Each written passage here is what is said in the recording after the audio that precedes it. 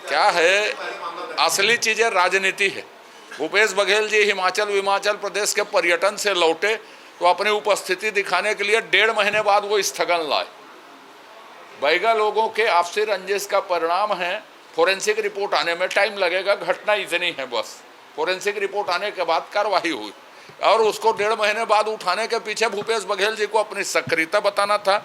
और दूसरा, दिन भर के लिए यदि वो बाहर है, मुझे नहीं मालूम दिन भर के लिए, पर अभी बहिष्कार यदि किए हैं तो उसका मतलब एक लाइन है कि जो प्रधानमंत्री को धन्यवाद देने का प्रस्ताव आया है राम जन्मभूमि के बारे में, उस पर वो सदा की भांति राम विरोधी रहे हैं, धर्म विरोधी रहे हैं, सनातन विरोधी रहे हैं। वो चरित्र एक बार सामने आ गया।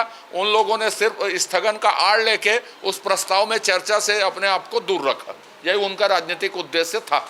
मुझे सरकार चाहे जो भी हो, बड़े दुख के साथ कहना पड़ता है कि सोत पीठ में 5 साल में न तो नियुक्ति हुई और न ही 1 रुपये का अनुदान मिला। भूपेश सरकार के एजेंडा में नहीं है कि छत्तीसगढ़ के महापुरुष, छत्तीसगढ़ में योगदान देने वालों के बारे में कुछ काम किया जाए और उसको पूरी दुनिया और देश के सामने रखा जाए।